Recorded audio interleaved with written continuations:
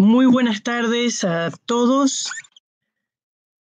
Agradezco mucho esta oportunidad de poder comunicarme para poder expresar una de las clases de este seminario de licenciatura del CEOP.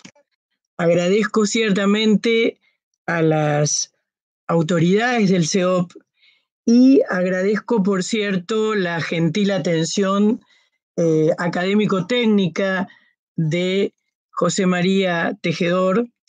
Y por cierto, agradezco también a mis alumnos de ya una década en el CEOP que se iban a estar atentos a buena parte de los contenidos que vamos a abordar hoy y muy específicamente a los alumnos de este año.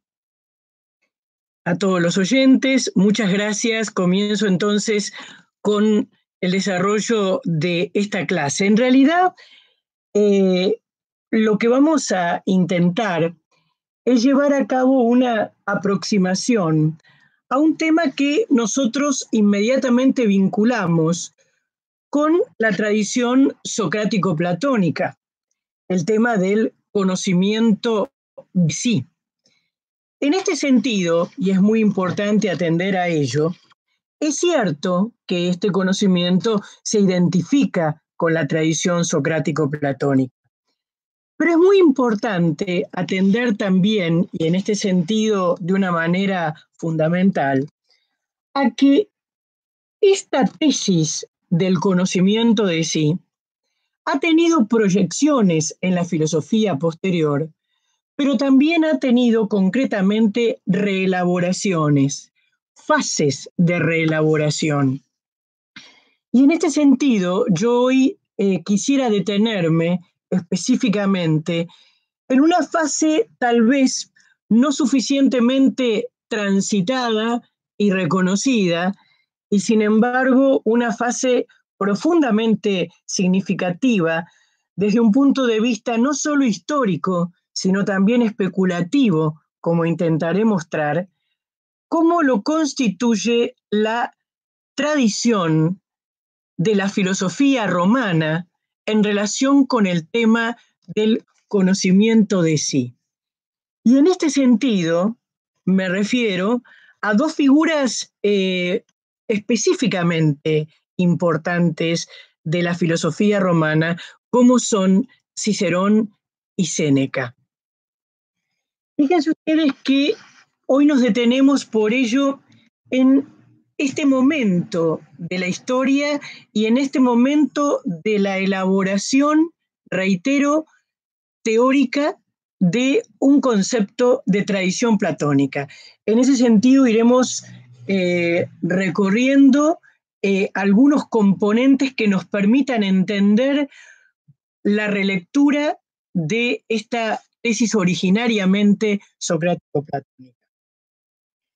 Fíjense ustedes que esta focalización sobre sí, que como hemos visto durante 9 años consecutivos con los alumnos de ética del CEOP, tiene en el Sócrates platónico el propósito de constituir una introspección que revela un paradigma, es decir, algo que trasciende la individualidad y que conduce al develamiento del conocimiento de sí, en definitiva, de una realidad de naturaleza universal en la condición del singular.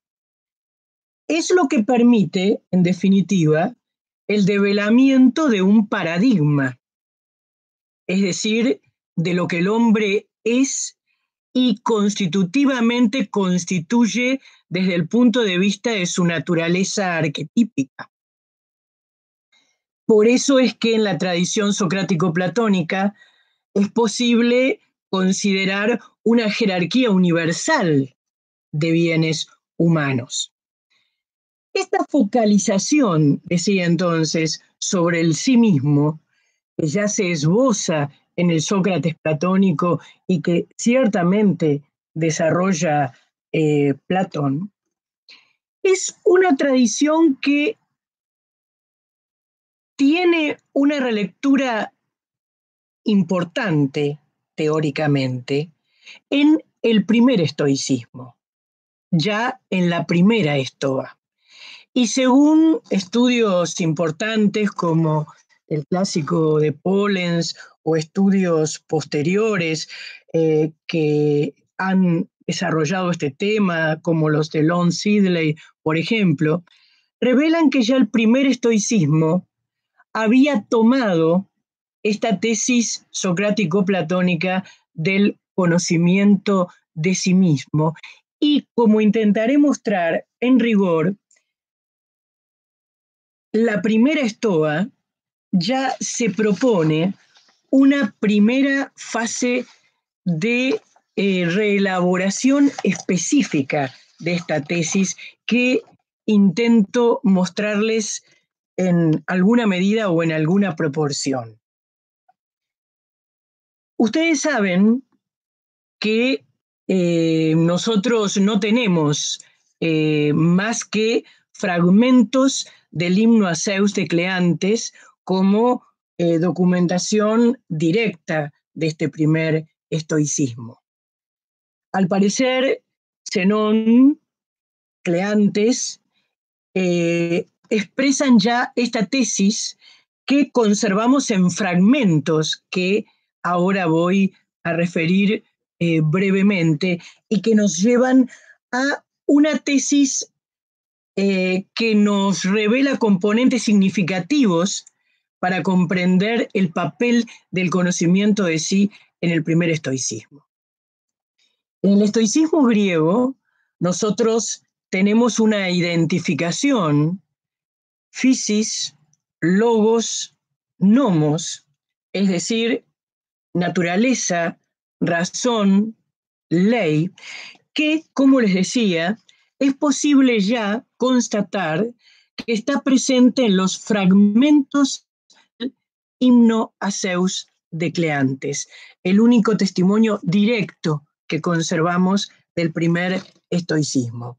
Sigo aquí algunos pasajes de Stoicorum Veterum Fragmenta de von Arnim, de hecho, los que corresponden al himno a Zeus, que está volcado en esta recopilación de von Arnim, en el volumen 1, en el parágrafo 537, y sigo la traducción de Boeri Salles en uno de sus últimos estudios del 2014, donde recapitulan, traducen y comentan estos pasajes entre muchos otros. Fíjense que en el pasaje conservado, cito, leemos: gloriosísimo entre los inmortales, siempre omnipotente es Zeus, el de muchos nombres, conductor de la naturaleza, tú que con tu ley gobiernas todas las cosas, salud. Y sintetizo, por razones de tiempo, que a lo largo del pasaje se identifica a Zeus con el arjé, el principio de la naturaleza, con nomos, con la ley de todas las cosas a las que el cosmos se obedece y se somete, con koinos logos, razón universal o también que se despliega a través de todas las cosas y que constituye la regulación divina de todo lo que existe, en términos perfectivos, según puede seguirse de la formulación del texto, donde se dice expresamente que esta racionalidad divina inmanente a la naturaleza es regulación divina de lo bueno y de lo malo, de lo que tiene medida o es excesivo, la causa de la rectitud, de la armonía, del orden y de la unidad de lo que existe. Esta racionalidad es también divinidad dispensadora de bienes y es Pater, Dios providente, cuya acción directiva y protectora se describe como propia de aquel que tiene a su cuidado la obra de la naturaleza. En este sentido, con estos pasajes, siquiera brevemente, intentaba ilustrar la razón de la identificación que atribuyo a el primer estoicismo en cuanto a la identificación entre physis, natura, logos, racionalidad, y nomos, ley. Manifiestamente hay, por consiguiente, en el estoicismo, una concepción de ley natural entendida como inmanente a la naturaleza y entendida como identificada con la realidad.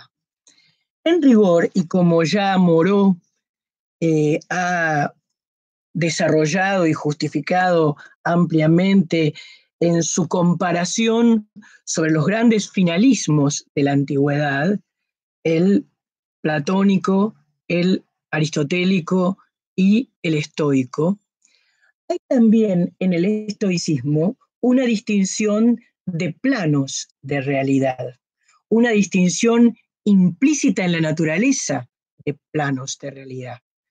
¿Por qué? Porque frente al problema que la filosofía reelabora y repiensa desde sus inicios y a lo largo de los siglos en torno al modo de explicar la unidad y la pluralidad, el estoicismo viene a responder o propone responder que ante la pluralidad y la diversidad que muta, hay un principio de regulación y medida que es principio fundante que constituye precisamente por eso su racionalidad.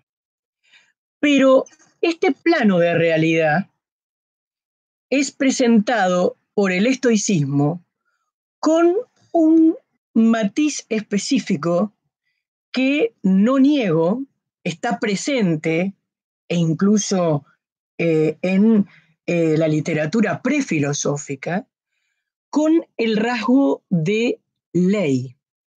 De modo que tenemos ciertamente un finalismo de la naturaleza, como hemos leído en los pasajes de Cleantes que conservamos, de naturaleza perfectiva, porque mueve a la perfección, pero es un finalismo que se expresa como ley, que se expresa con un carácter específicamente normativo.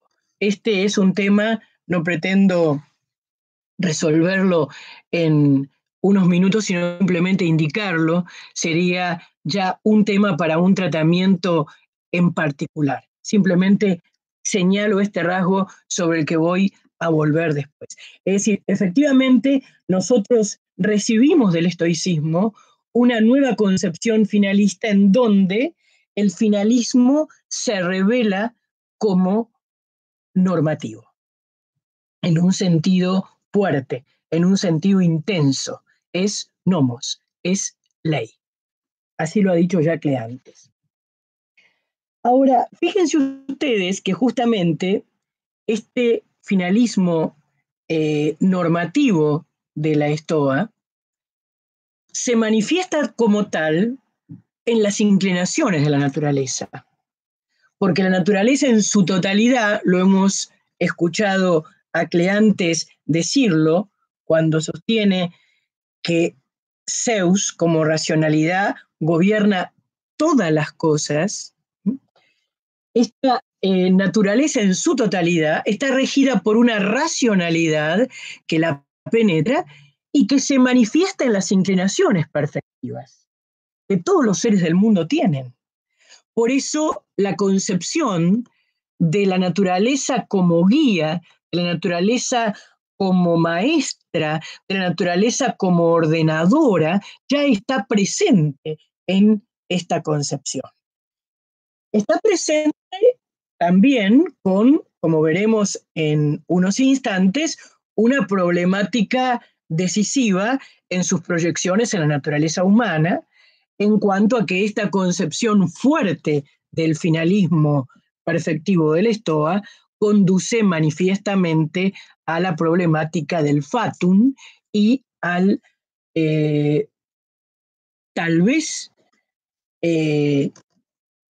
obstáculo filosófico matriz para sustentar a la vez la posibilidad de la autodeterminación humana. Bueno, esta ha sido muy buena parte de la problemática helenística, ya de la academia postplatónica con el estoicismo, en relación a lo que se podría denominar en aquel momento el dogmatismo estoico, en relación con esta concepción del finalismo de la naturaleza que manifiestamente proyecta un problema en la realidad humana.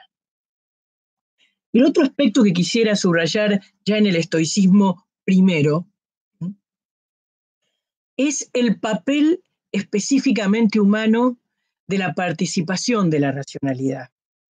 Y también para ello voy a mencionar un pasaje de Cleantes, el himno a Zeus de Cleantes, que también conservamos, donde, refiriéndose específicamente al hombre, el himno dice: de ti nacimos y de cuantas cosas están vivas y se arrastran por la tierra, ahora refiriéndose al hombre, somos los únicos que hemos obtenido una imagen divina. Un himno te cantaré y celebraré por siempre tu poder. Fíjense ustedes que si bien el mundo como totalidad, bajo este respecto, es una totalidad racional, en el hombre hay una participación de la racionalidad que se identifica en la participación de la misma naturaleza de la racionalidad divina y que lleva al hombre a una concepción en la que vamos a detenernos para entrar directamente en nuestro tema, y es precisamente en la de la primera inclinación o la protejormé propiamente humana, que también es compartida por los vivientes en general, al parecer por el bruto, de un modo genérico, pero que en el hombre va a adquirir una envergadura en especial. ¿Por qué? Porque cuando los estoicos debatían con los académicos, con los epicúreos, cuál es la protejormé, es decir, cuál es el primer impulso del viviente, y bajo este respecto, cuál es el primer impulso humano, sostenían que lo es con respecto a sí mismo. Esto ha quedado plasmado en una importantísima teoría estoica de naturaleza propiamente ética que los estoicos denominaron oikeiosis, término de muy difícil traducción.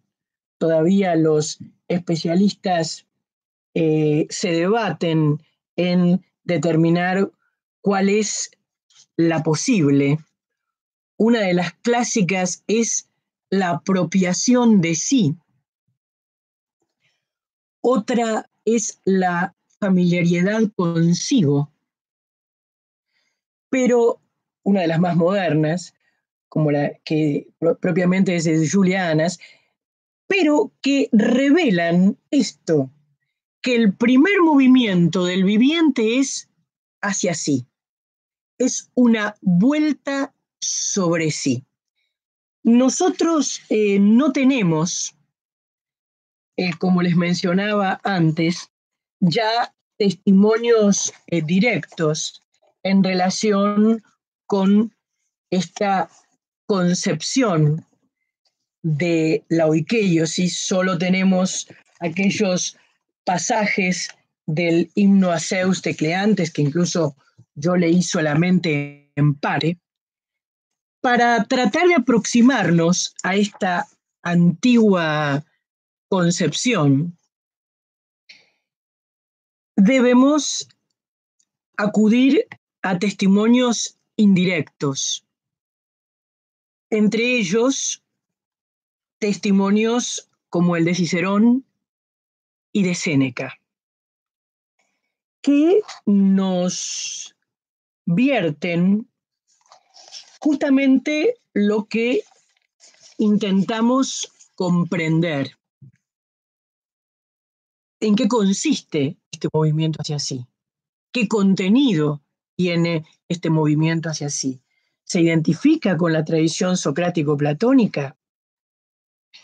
Yo les anticipo algo que voy a subrayar en particular para que después pueda comprenderse el que, por mi parte, pueda hablar de relecturas escolásticas de esta tradición.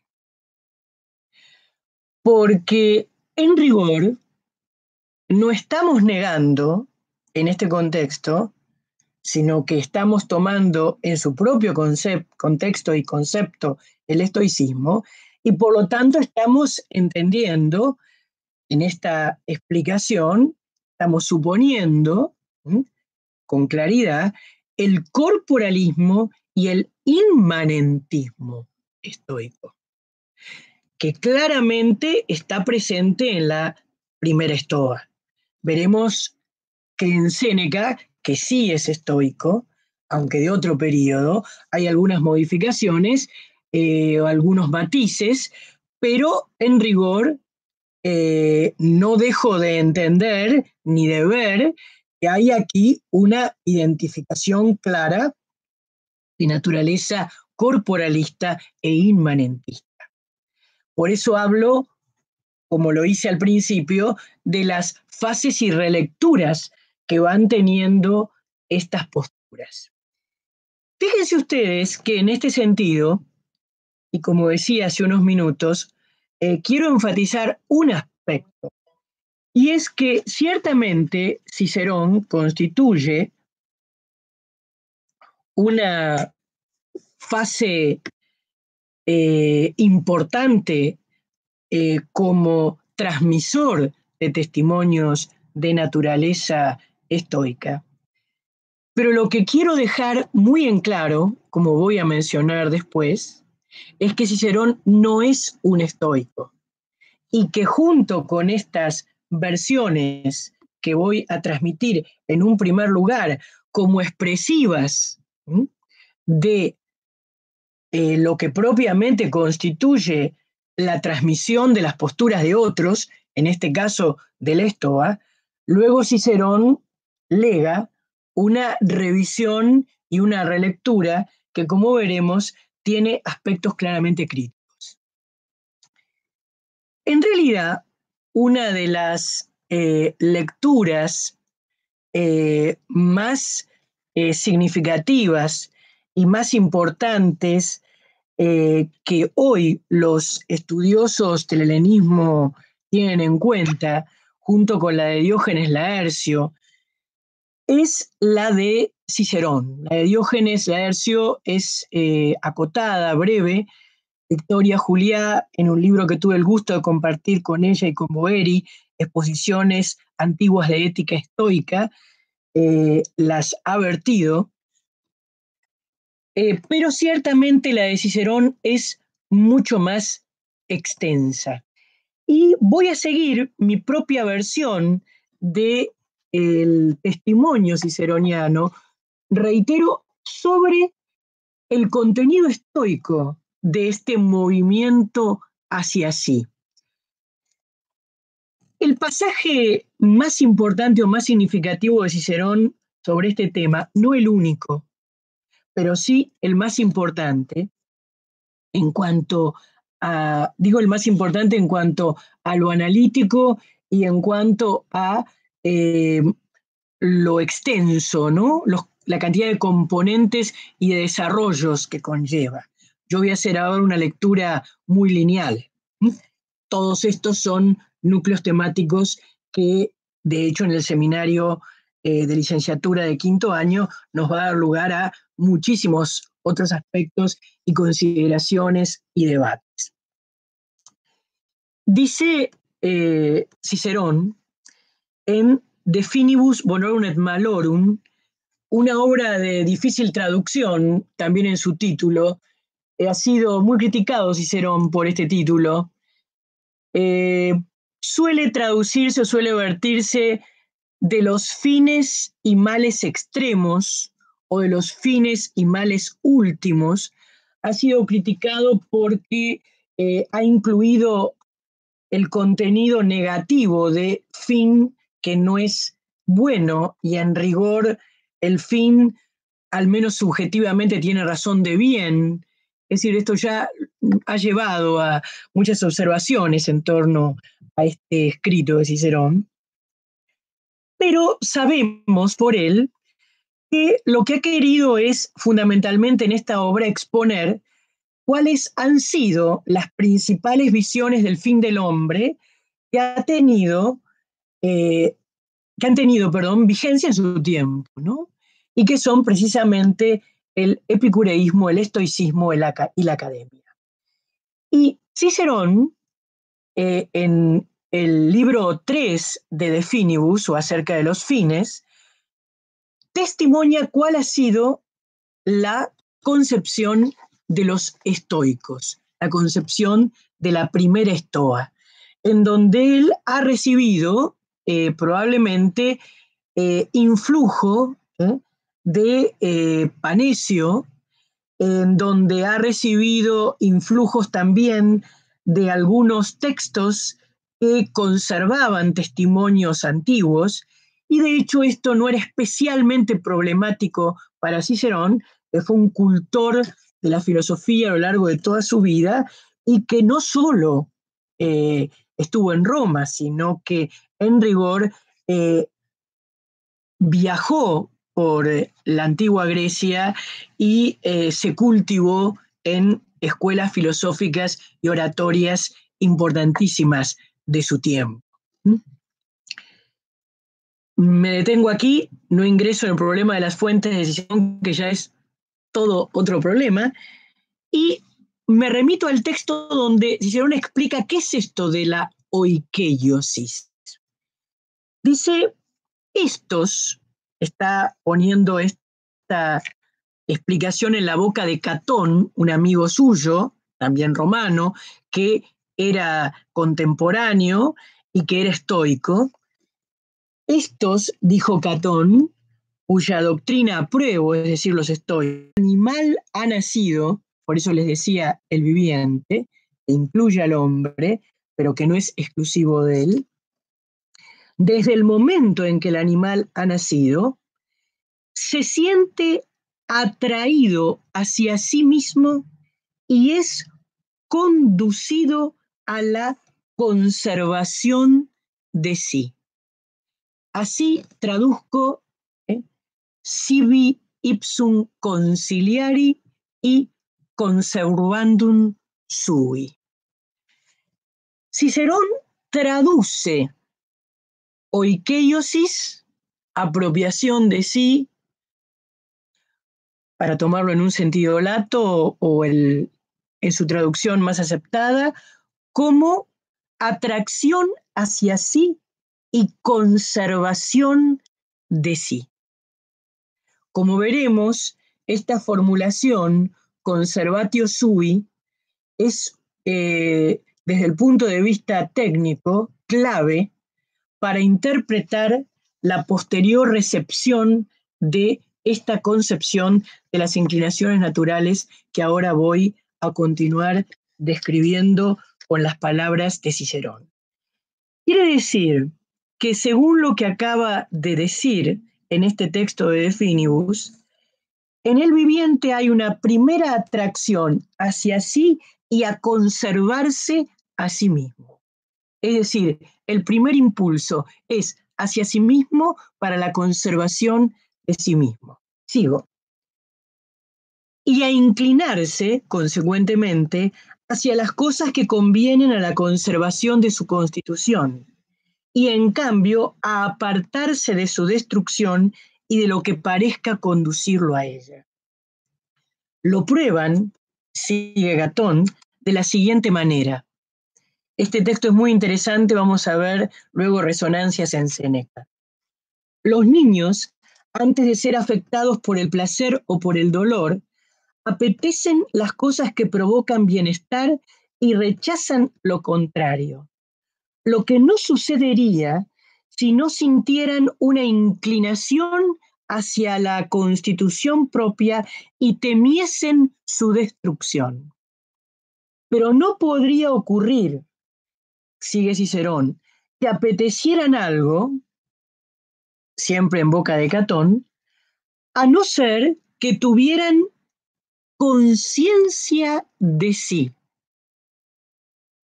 Esto es lo que se entiende en términos latinos como la percepción de sí, el conocimiento de sí, sensus sui. Esta también es una formulación técnica que va a persistir en diferentes fases de esta concepción de la que estamos hablando. Y temiesen su destrucción, y que en virtud de ello no sintieran una inclinación hacia sí mismos. De lo cual debe concluirse, sigue Catón como expositor de la postura estoica, que el impulso rector de la acción es el amor de sí mismo, ace diligendo, es el texto latino que así he vertido. El principio rector de sí mismo es el amor de sí mismo.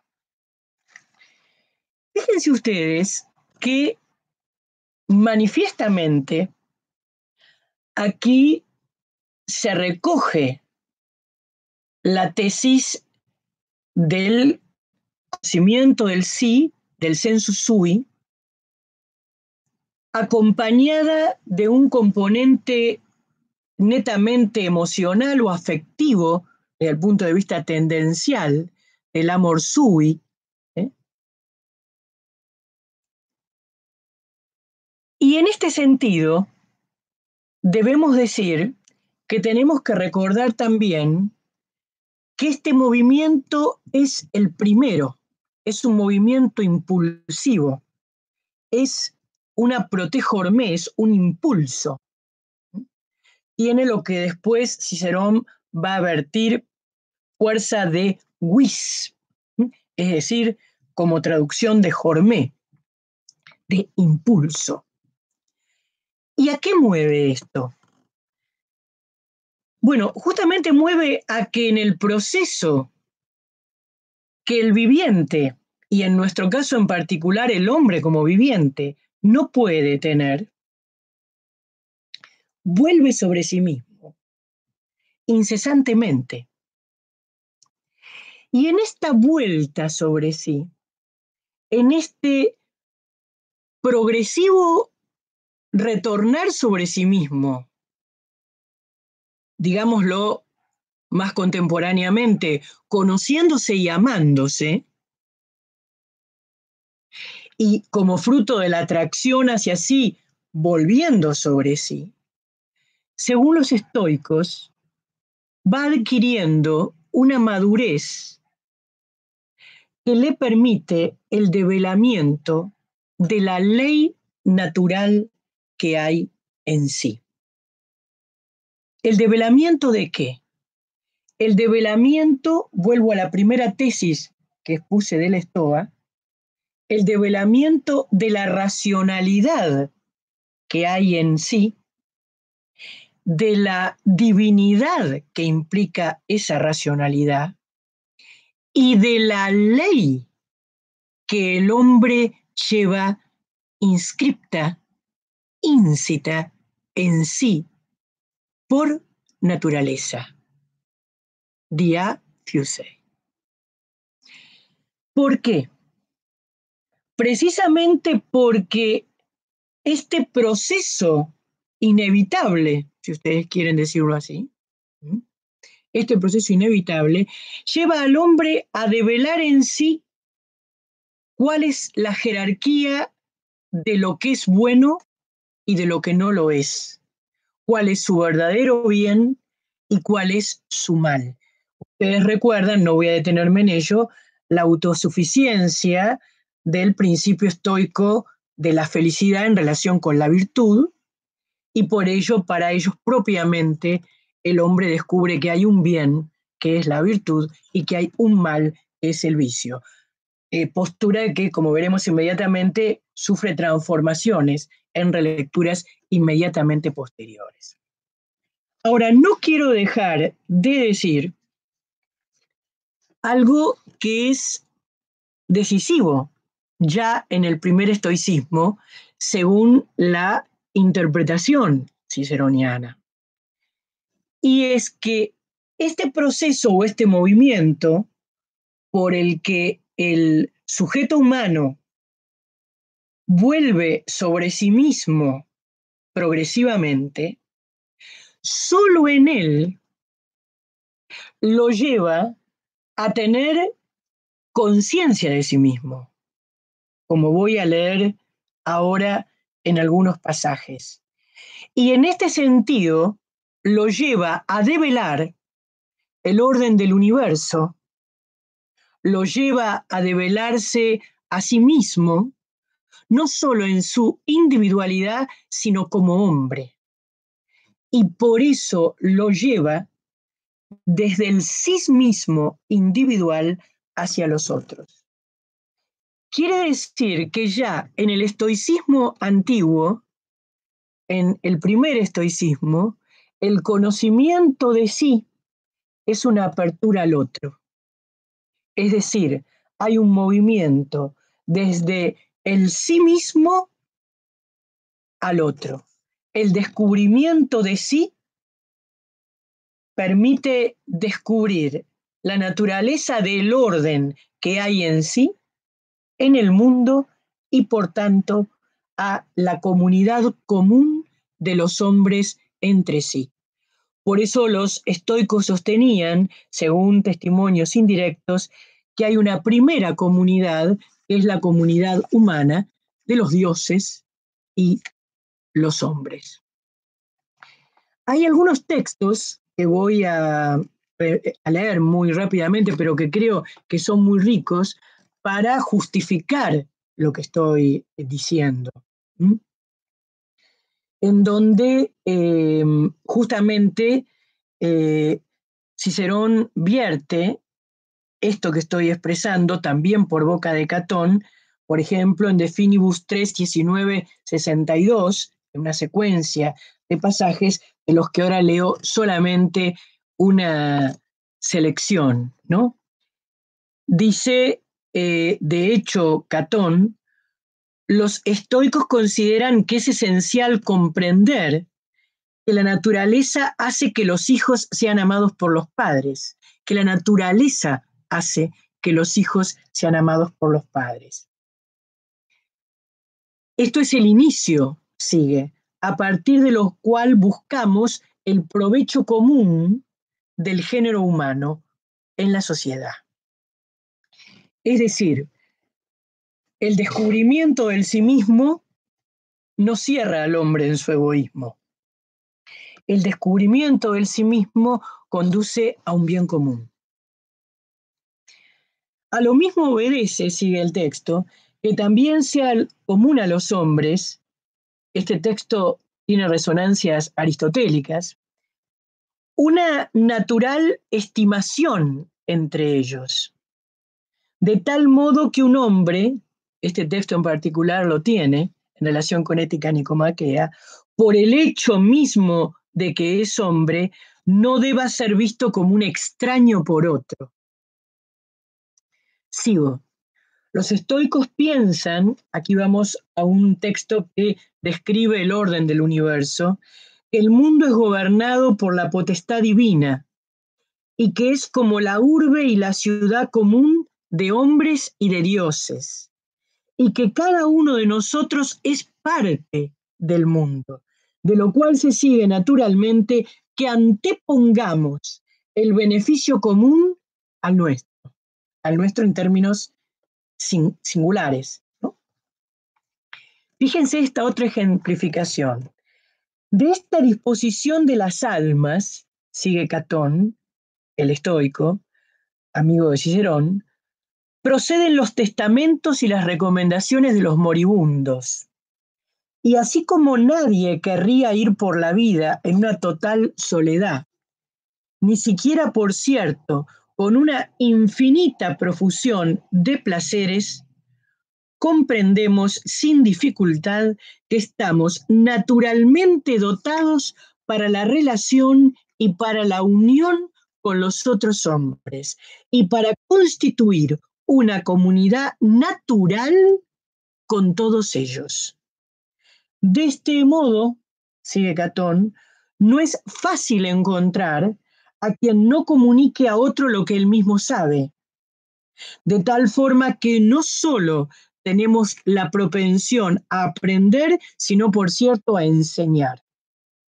Pero no existen vínculos de derecho entre el hombre y los animales como los que se establecen entre los hombres entre sí. Este es el concepto claramente estoico de que el jus es propiamente humano. Algunos de estos textos que he seleccionado son los textos que testimonian, son uno de los testimonios que conservamos, indirectos, por lo que ya mencioné al principio, en relación con el conocimiento de nuestras posibilidades de conocimiento de la primera estoa griega y tal vez de la estoa media, donde encontramos a Panecio y Posidonio. Fíjense ustedes, que han sido fuentes, ¿no?, de Cicerón. Fíjense ustedes en este contexto, nosotros ya en la primera estoa, según Cicerón, encontramos, ¿no? Insisto en la idea, un movimiento hacia sí que nos permite develar paulatinamente, es como si hubiera una maduración psicológico-moral, para decirlo en términos modernos, que nos lleva a nosotros mismos, como fruto de esta protejorme, de este primer impulso hacia nosotros mismos, a conocernos y a amarnos, pero que no se cierra sobre nosotros, porque nos devela el orden que hay en nosotros, el finalismo perfectivo al que estamos conducidos y en el que estamos insertos en el mundo y con respecto a los otros hombres. Esta ha sido realmente la concepción de la estoa antigua, es el testimonio ciceroniano. Hay testimonios muy complejos. Hay, de hecho, un trabajo muy importante que ha recopilado Vigo sobre la oikeiosis estoica, que recoge distintas tradiciones. En ella me he extendido mucho más sobre Cicerón, pero también ha habido un trabajo especializado de Javier Aoiz estrictamente sobre las concepciones, ya no en lengua latina, sino los testimonios de procedencia propiamente griega, en los que yo ahora no voy a detenerme y que implican, por cierto, matices muy ricos y muy variados y muestran la complejidad de esta tradición. Pero ¿por qué tiene sentido realmente concentrarnos en este momento en Cicerón y en unos minutos también en Séneca? Porque han sido testimonios clave, autoritates en relación con los maestros escolásticos Ya Cicerón en tiempos carolingios junto a Séneca, pero concretamente como esbozaré sobre el fin de mi exposición en tiempos del siglo XIII y concretamente ya en el primer sumista del siglo XIII, Guillermo de Auxerre. Es importante entender, lo mencioné antes y voy a volver sobre ello ahora, y esta transmisión escolástica es posible por componentes esenciales que supone la relectura ciceroniana. Porque la mediación ciceroniana, como voy a intentar explicar, es la que hace posible la relectura receptiva en autores escolásticos. Por una razón primera y fundamental, porque lo sintetizo ahora, en virtud de las posibilidades de tiempo de mi clase de hoy, aunque podemos volver con los alumnos en otro momento sobre ello, Cicerón no es un estoico, Cicerón es un platónico. Esta no es una interpretación, sino que esta es una radical afirmación de Cicerón. Cicerón es un platónico seguidor de la Academia Platónica, él fue un gran traductor de Platón. De hecho, nosotros conservamos pasajes, por ejemplo, de las traducciones, de la traducción platónica del Timeo de Platón, junto a otras traducciones que están conservadas muy fragmentariamente o que se han perdido, pero que Cicerón también ha llevado a cabo, y que en este sentido nos permiten decir que él tuvo un conocimiento directo, más allá de las dificultades, no voy a entrar en ello tampoco ahora, con los alumnos ingresaremos después, en la complejísima academia que es contemporánea a Cicerón o inmediatamente próxima a Cicerón. La academia inmediatamente próxima a Cicerón es la de Arcesilao y Carnéades, son los tiempos de la epogé en la academia, y la academia de la que él se considera discípulo es justamente la de Filón de Larisa y Antíoco de Ascalón, los dos últimos académicos, tal vez, si seguimos los registros, por ejemplo, de Sexto Empírico respecto de la historia de la academia, que intentó superar justamente la epogé y retornar a la antigua academia a través de una compleja modalidad de un punto de vista nociológico, epistemológico, que es el probabilismo. Cuestión en la que tampoco voy a ingresar y que implica una serie de complejidades que luego consideraremos con nuestros alumnos.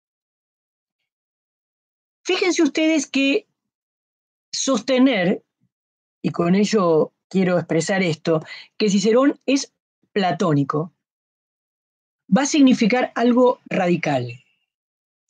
Y es que Cicerón va a recoger de la tradición estoica que él conoce la identificación physis, logos, nomos, en términos latinos, natura, ratio, lex.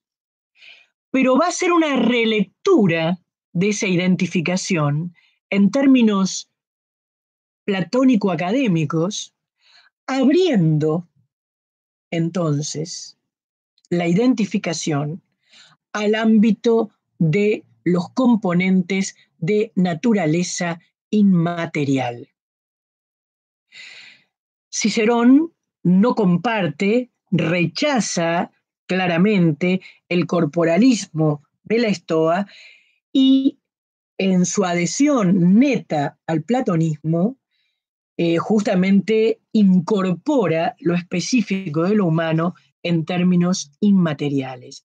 Quiere decir que la participación de la racionalidad divina en el mundo, en el hombre, se da de un modo específico en el ámbito de la inmaterialidad de lo específicamente humano en cuanto a su racionalidad. Este es un componente decisivo respecto de la concepción platónica ciceroniana, ¿no? De esta identificación entre natura, ratio, lex. Y fíjense ustedes que en este sentido, Cicerón va a enfrentar un problema que por razones de tiempo dejé latente, pero que ahora solo indico un poquitito más, nada más, y es que precisamente en Cicerón hay una segundo componente de neta distinción respecto del estoicismo, hay un rechazo cabal al fatalismo, lo que Cicerón, entre muchos otros desarrollos, dejó plasmado en su De Fato, una magnífica obra en donde justamente Cicerón lleva a cabo el último esfuerzo precristiano de justificar la autonomía de la voluntas, para utilizar el término que emplea Cicerón, humana,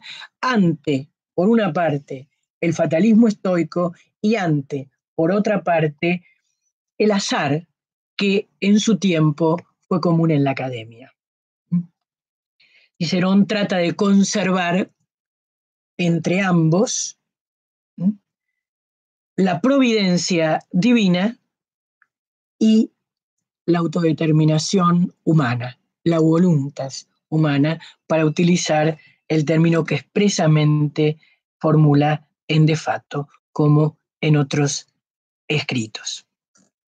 Estos dos componentes a nosotros nos tienen que llevar a comprender que ya la concepción ciceroniana de ley natural no es la concepción estoica. No lo es. La concepción ciceroniana de ley natural es otra concepción de ley natural. Es una relectura que implica diferencias esenciales.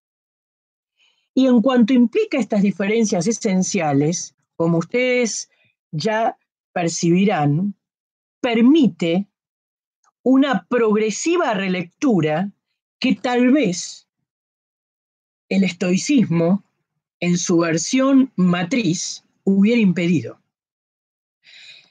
Justamente voy a mencionar ahora algunos pasajes en relación con la concepción ciceroniana de la inclinación hacia sí mismo, pero también vertidos bajo esta perspectiva que acabo de presentar.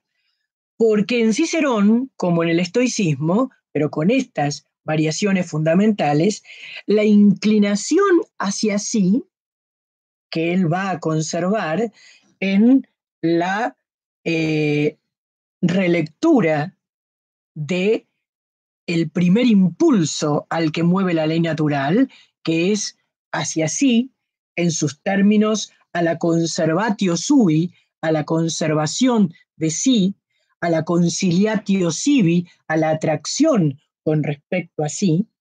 Esto él lo va a conservar, pero en un marco platónico.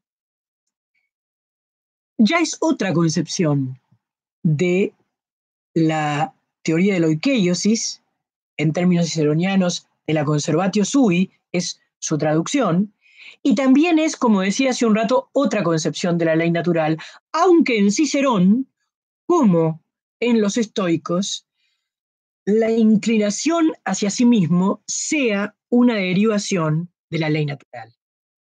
Porque aquí ya tenemos otra concepción de la ley natural. Solamente para leerles algunos pasajes. Al que quiera luego revisar, en mi última versión del Cicerón del De Legibus sobre las leyes, expuse un capítulo sobre todas las definiciones de ius y de lex, de ley natural. Son aproximadamente 8. Yo voy a leer solamente ahora algunos pasajes. Cicerón vuelca precisamente esta concepción. Leo a Cicerón en su De República, por ejemplo, 3:22-33. Ciertamente la verdadera ley es la recta razón, conforme a la naturaleza, diseminada en todos, invariable, eterna, la que exhorta a lo que ha de hacerse con sus mandatos y aparta de lo que ha de evitarse con sus prohibiciones. Ciertamente es una relectura de la tesis estoica, pero en un contexto netamente platónico. Como no tengo tiempo ahora de considerarlo en particular, en el mismo De República, Cicerón deja planteado en el comentario al sueño de Escipión y en su concepción netamente platónica del origen y destino divino del alma propiamente humana, ¿no? En el libro sexto del De República. Sigue Cicerón: no es posible que tal ley sea abrogada ni derogada, ni en parte ni totalmente, ni podemos ser librados de esa ley, por el Senado o por el pueblo, ni habrá otra ley distinta en Roma o en Atenas, ni una hoy y otra mañana, sino que se mantendrá para todos los pueblos, sigo en mi versión, y en todo tiempo una ley eterna e inmutable. Y habrá, sigo en mi versión del texto latino, un solo Dios como maestro y soberano de todas las cosas, autor, juez y promulgador de la ley. La concepción ciceroniana de divinidad nos permite ya matices en los que tampoco vamos a ingresar de un modo analítico, solo vamos a abrir una rendija sobre ellos para decir que Cicerón tiene una concepción probablemente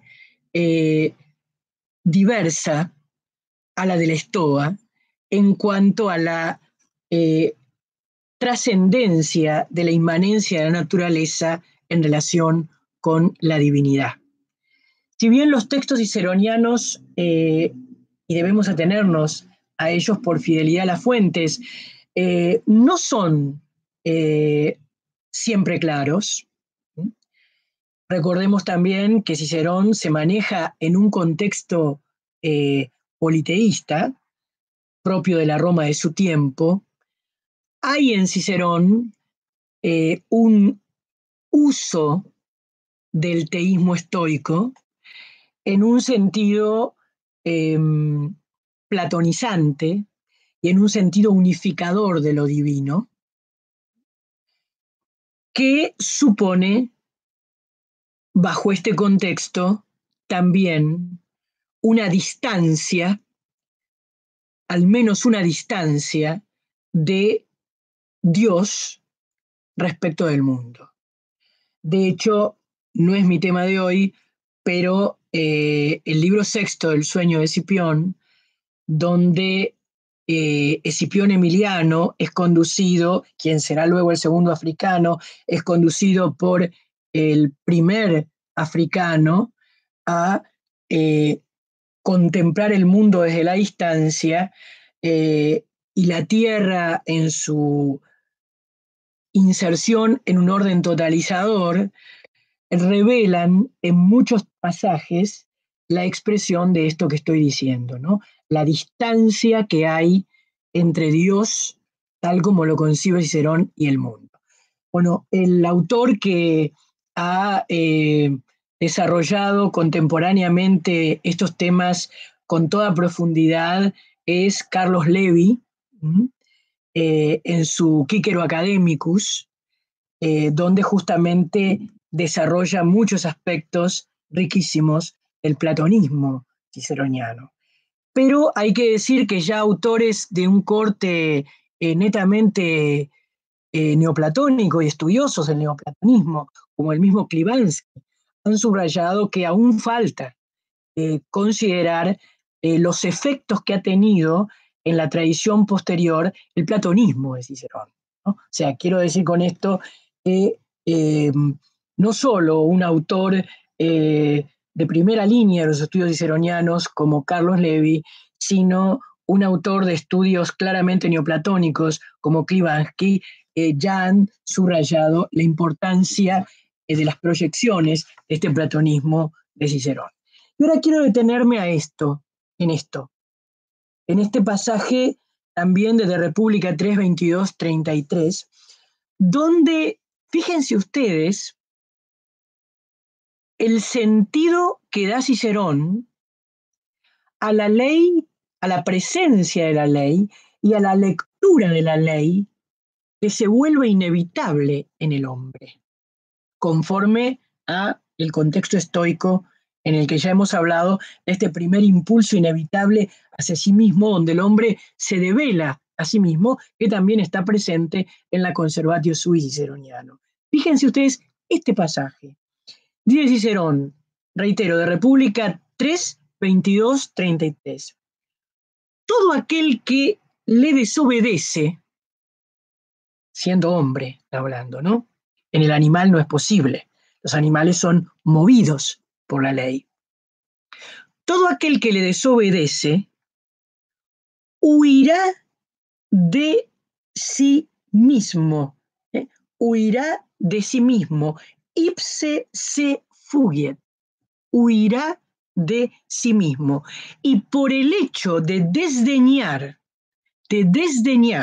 la naturaleza del hombre, será castigado con las máximas penas, aunque crea que escapa de otros tormentos.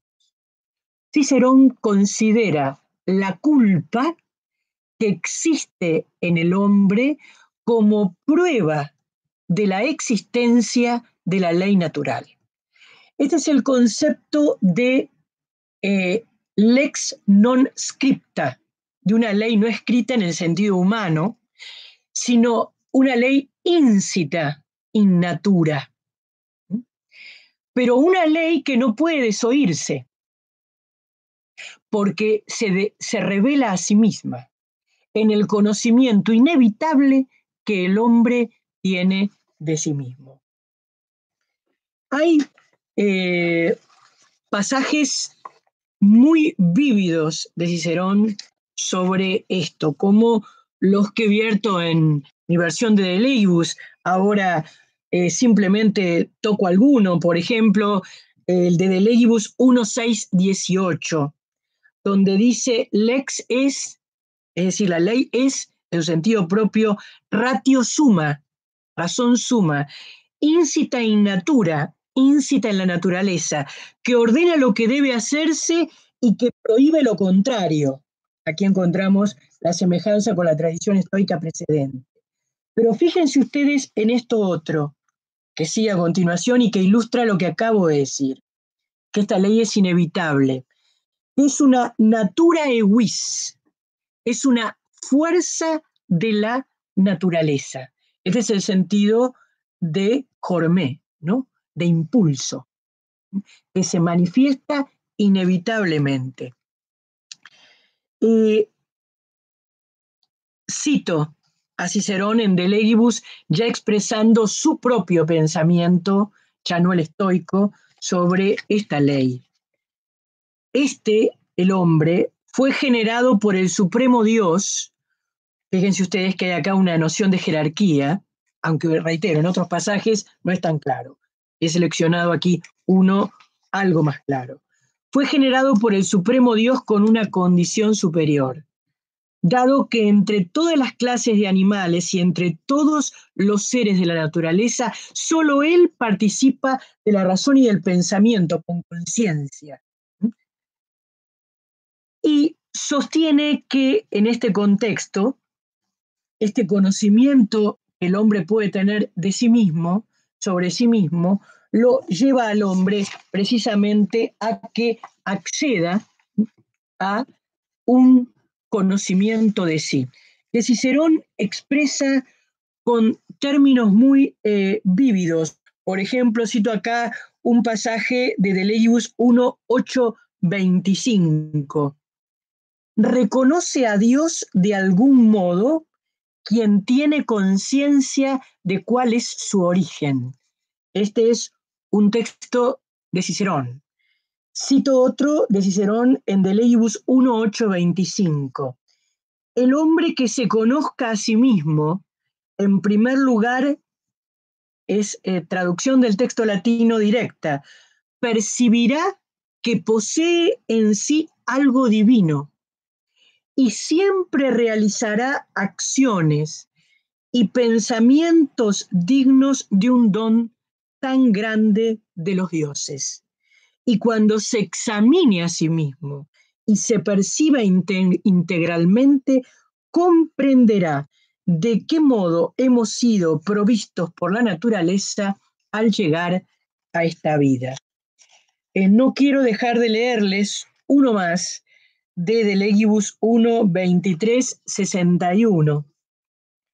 Cuando el hombre haya examinado el cielo y la tierra, los mares y la naturaleza de todas las cosas, y comprenda cuál es el principio del que éstas han sido generadas y dónde deben retornar, cuando conozca de qué modo han de perecer y qué hay en ellas de mortal y de perecedero, qué de divino y eterno, y advierta que no es el habitante de una región limitada que se encuentra cercado por los muros de la propia ciudad.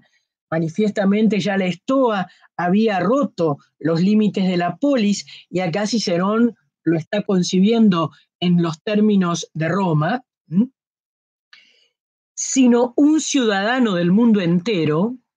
Oh dioses inmortales, ¿cómo será el conocimiento que alcance de sí mismo? ¿Y qué efecto tendrá ello? Miren qué socrático el término que sigue, perdón, el pasaje que sigue a continuación.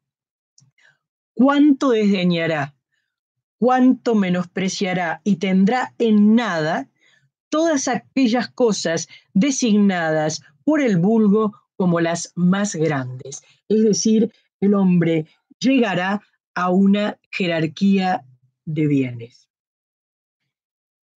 Fíjense ustedes que, como en la Estoa, la vuelta sobre sí mismo es una percepción del conocimiento de sí, es una percepción del orden que hay en sí, de la ley natural que lo rige, es decir, es la percepción de un orden perceptivo, perfectivo, incoado, íncito, pero incoado como arquetipo, como modelo de lo que el hombre ha de llegar a ser. Es decir, hay un modelo de hombre incoado en esta realidad humana.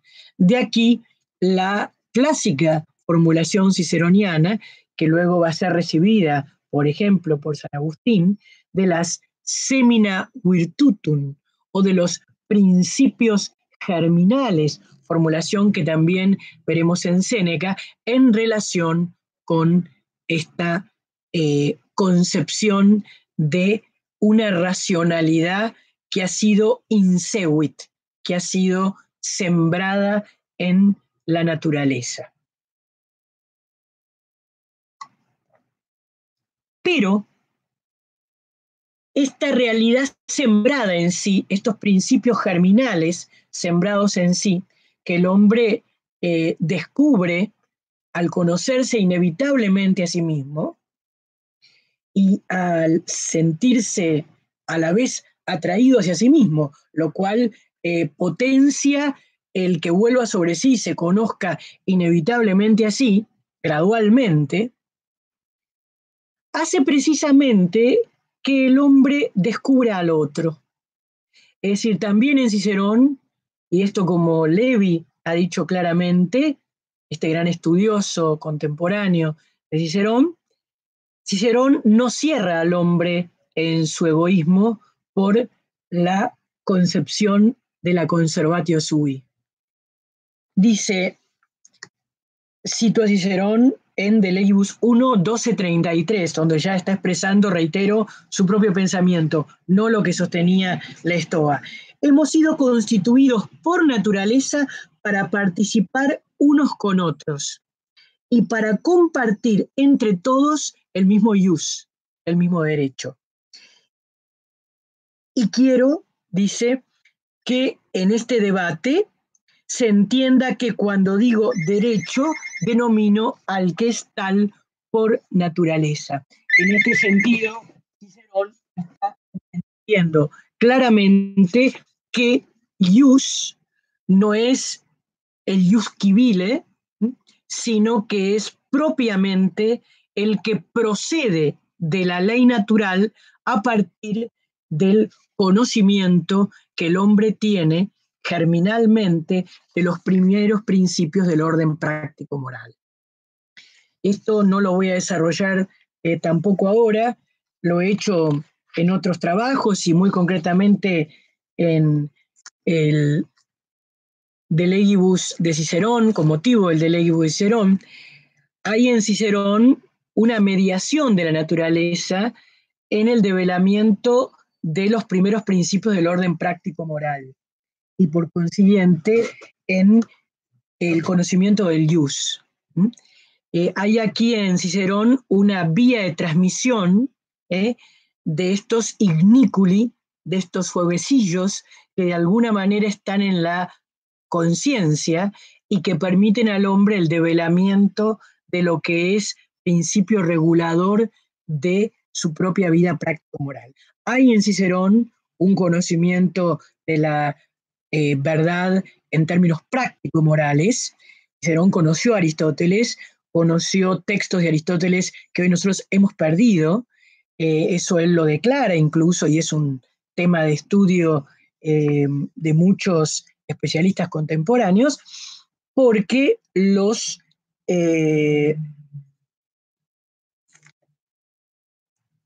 estudiosos contemporáneos tratan de encontrar en Cicerón también documentación respecto a tesis aristotélicas o a un Aristóteles que al menos en parte nosotros hemos perdido. Este es otro tema muy interesante porque no es el tema propicio para nuestra clase de hoy porque no quiero simplificar lo que no debe simplificarse, y es que parte de la penetración escolástica estuvo en el saber esto. Y por eso muchas veces Cicerón es buscado por autores medievales como San Alberto y Tomás de Aquino, en muy buena parte para encontrar en él documentación platónica, pero también aristotélica. Este es un tema en el que ahora no vamos a ingresar, simplemente lo abro para que se vea la envergadura de la filosofía romana. En este sentido, fíjense ustedes que Cicerón abre, como los estoicos, el proceso del conocimiento de sí al conocimiento del otro y a la apertura al otro por ley natural. Pero hay que decir que para Cicerón la ley natural es un principio rector moral en términos propiamente universales. No es un principio solamente en el ámbito jurídico. Para Cicerón la ley natural es un principio regulador de la vida moral integralmente considerada. Quiere decir que en Cicerón tenemos un proceso desde sí mismo al otro, a partir de esta pulsión a la conservación de sí, Y hay también en Cicerón propiamente un desarrollo que yo solo esbocé, no podemos detenerlos en él ahora con otro detalle, el detalle al que sus desarrollos darían pie, un paso de la naturaleza al plano moral. Cicerón en realidad, en muchos escritos, como en De Finibus Bonorum et Malorum en particular, pero también en otros, desarrolla precisamente este proceso que concierne precisamente al develamiento de sí mismo en una progresiva apropiación de sí mismo que nos hace alcanzar la realización de un arquetipo que en el hombre depende cabalmente de su voluntas, ¿no?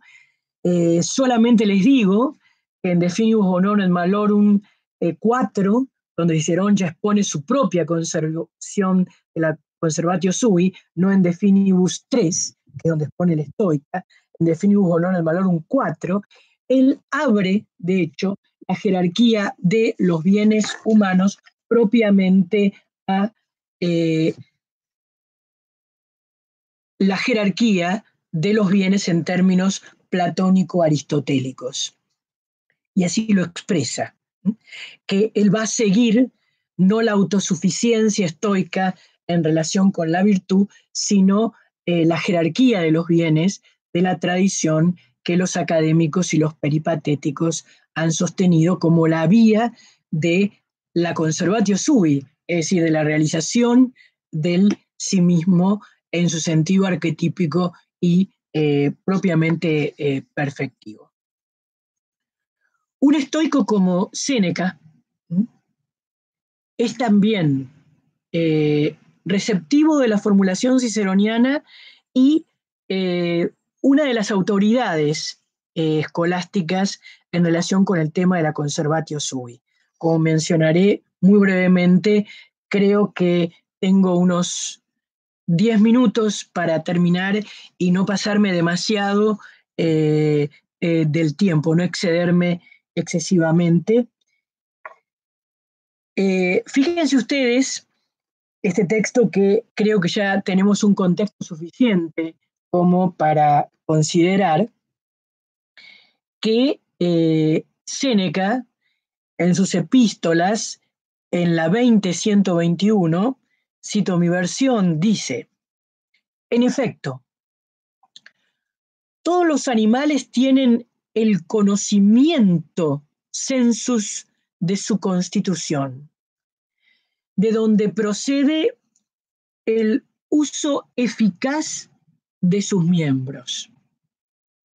Así el niño, fíjense ustedes qué textos interesantes, estos que siguen a continuación de Séneca, que no sabe de su constitución, conoce su constitución.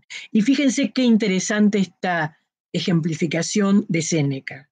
Dice, no sabe el niño qué es ser animal, pero se siente animal. También nosotros sabemos que tenemos alma, mas no lo que sea el alma.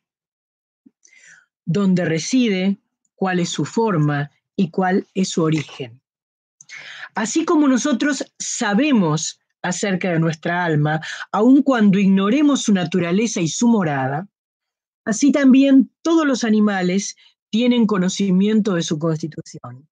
No hay ninguno de nosotros que no conozca que exista algo que le impulsa al movimiento, lo que ello sea. ¿Cómo es posible que el animal acabado de nacer, se pregunta Séneca, tenga idea de las cosas saludables y de las mortíferas? Todo ser, al mismo tiempo que salvaguarda su conservación, acá tenemos nuevamente la tesis de la conservatio sui, apetece lo favorable y teme lo que le puede perjudicar. Son naturales los impulsos hacia las cosas que favorecen e igualmente naturales son los impulsos de rechazo de las contrarias. Todo lo que la naturaleza dicta todo lo que la naturaleza dictó,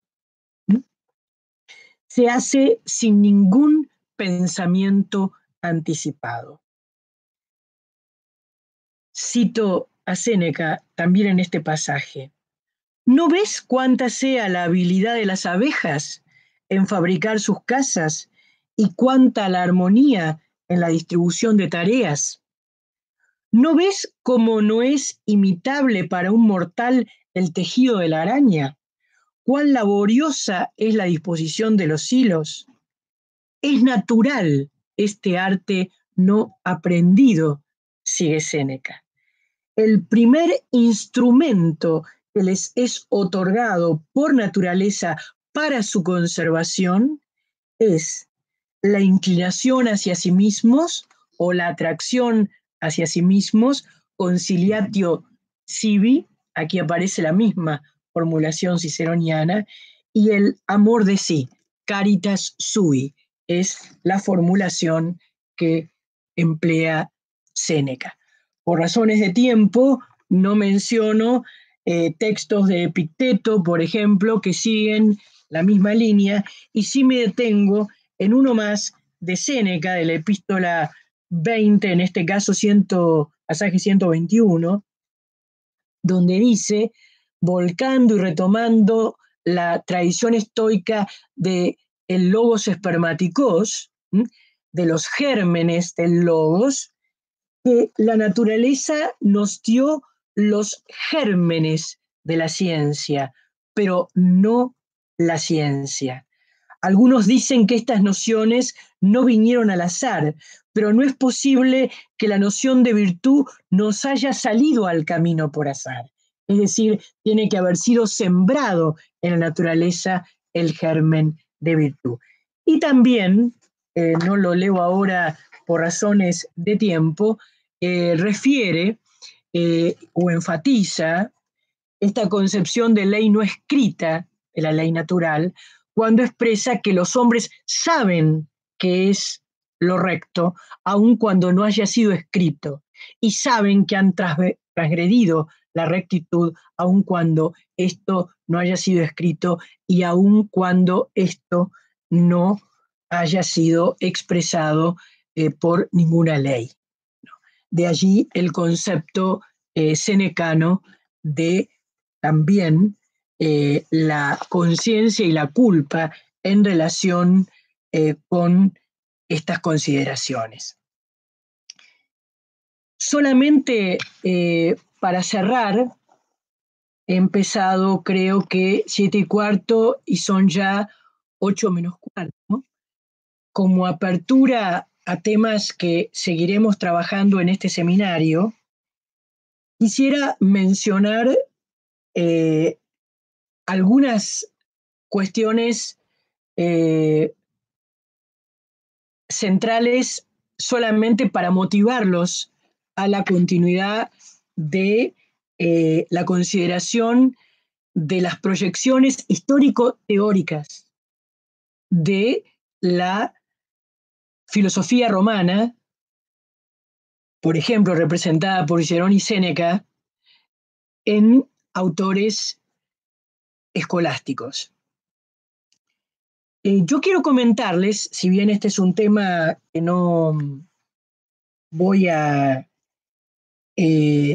trabajar ahora, solamente sería falto de seriedad de mi parte hacerlo, hay muchísimos temas en relación con lo que ahora voy a explicar muy sucintamente.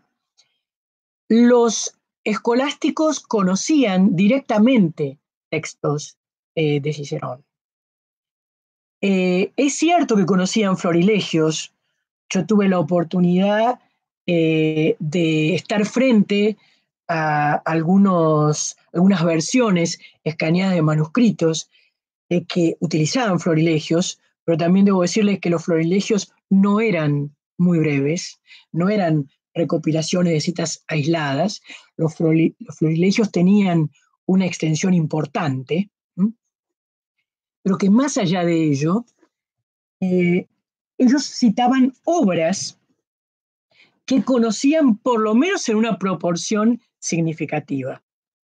Hay dos en particular que tenemos que mencionar. El de Inventione Retórica, una obra citada indefinidas veces por los maestros escolásticos del siglo XIII y previos, ¿no? En tiempos escolásticos en general. Y De Officis. Yo quiero indicarles en este sentido que, como ha probado Lafleur en sus estudios al respecto contemporáneamente, el De Officis era una obra exigida en el cartularium para el ingreso a la Universidad de París. Y el De Officis fue una obra ciceroniana importantísima para la transmisión de muchísimas de estas tesis. Pero esto sí se los puedo decir por experiencia propia, que Cicerón ha sido citado por Santo Tomás al menos 300 veces, y que Santo Tomás conoce de Inventione Retórica, De Officis, como ya mencioné, Tusculana e Disputationes, Paradoxa Stoicorum, De Natura Deorum, De Divinatione, De Amicitia, De Senectute, De República, al que obra, esta última, que es Santo Tomás, conoce como separada del libro sexto, que en su tiempo todavía era conocido de este modo como Somnius Scipionis. ¿Qué queremos decir con esto? Que la penetración especulativa de la escolástica en sus fuentes es riquísima y que conjuntamente con la importancia decisiva e innegable del finalismo de tradición aristotélica, los escolásticos también pensaron, reelaboraron y especularon en torno a otras fuentes transmisoras del finalismo. Dos casos que yo no puedo más que citar, no voy a abordarlo ahora, son el caso de el primer sumista del siglo XIII y de Tomás de Aquino, que junto a su maestro Alberto Magno recogen la tradición ciceroniana de la ley natural y junto con ella, en una relectura que supone ya una concepción que quiebra, por cierto, el inmanentismo estoico, que quiebra, por cierto, la distancia totalmente insuficiente de la divinidad ciceroniana, en una visión propiamente trascendente de Dios,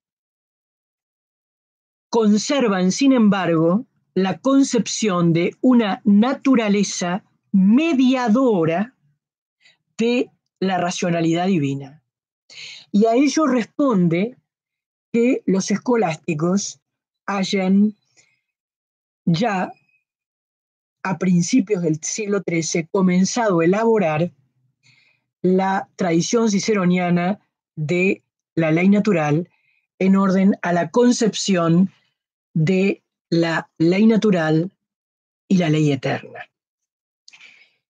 El primer sumista que solamente quisiera mencionar, reitero, solo mencionar, es en rigor Guillermo de Auxerre, que habría escrito aproximadamente su suma hacia 1228-1236, no después, entre 1228-1236, y que es el que nos lega el primer tratado de iure,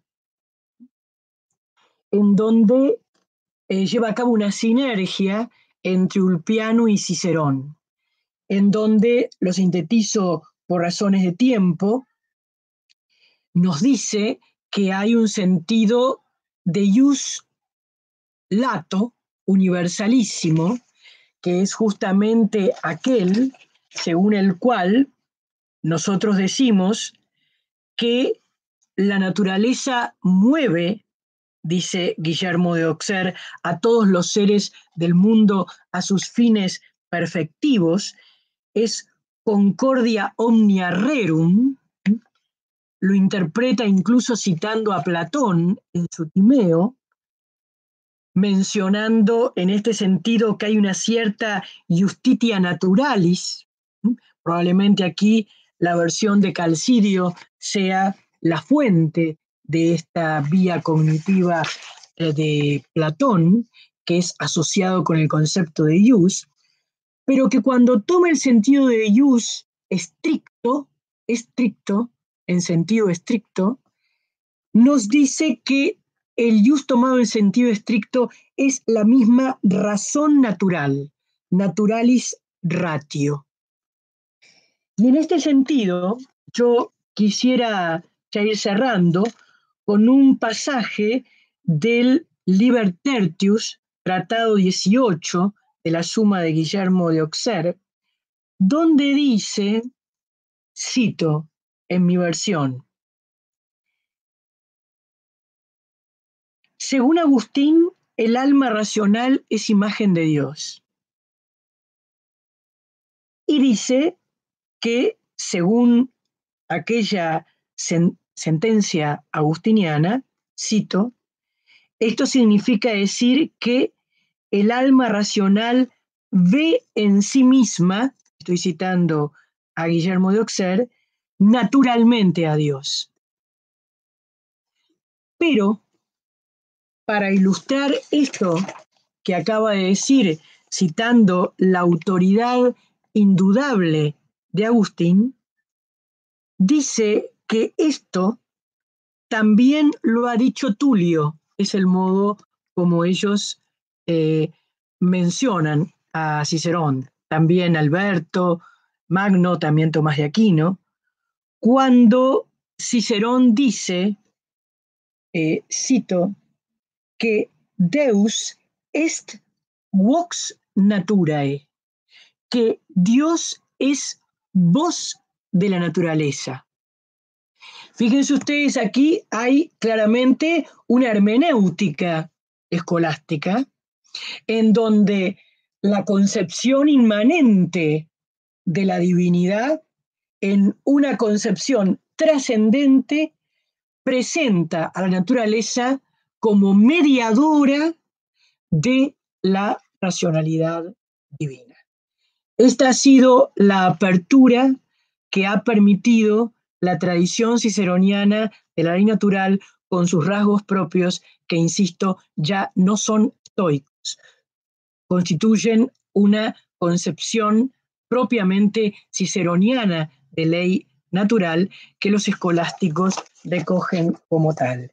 Y solo para cerrar, solo para motivarlos a una concepción de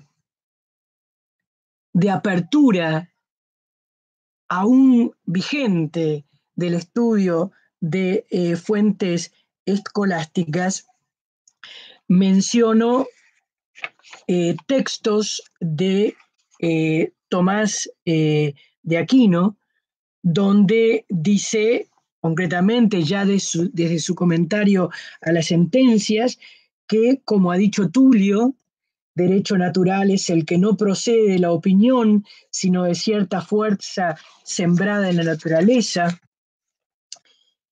Muchos otros textos, como este de también el comentario a las sentencias, donde Santo Tomás dice que lo que es a natura se dice multipliciter y que algo, lo cito textualmente, se dice natural cuando es derecho natural, aliquod ius dicitur naturale, y que se dice así porque su principio se encuentra íncito en la naturaleza. Encontramos aquí la recepción de este principium inclinativum, es la formulación tomista, de la manifestación de la ley natural en la naturaleza, y concretamente en la naturaleza humana.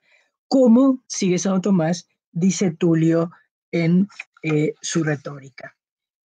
Y en este sentido voy a terminar con un pasaje del De Veritate, donde Santo Tomás dice, cito mi versión, nada puede ordenarse a algún fin a no ser que preexista en él cierta proporción con respecto al fin, de la cual proceda en él mismo el deseo del fin. De ahí que en la misma naturaleza humana hay cierta incoatio, hay cierta incoación del bien que es proporcionado a la naturaleza. Por lo que allí mismo afirma que praexistum, es decir, preexisten en el hombre, naturaliter, dice Santo Tomás, naturalmente, principios del derecho natural, principia quaedan iuris naturalis, como dice Tulio en su retórica. Pasajes que le escucharemos expresar en plena suma teología, cuando, por ejemplo, sostiene, y ya ahora sí, verdaderamente termino, en la prima pars, diciendo que el mismo orden cierto de las cosas demuestra de modo manifiesto el gobierno del mundo.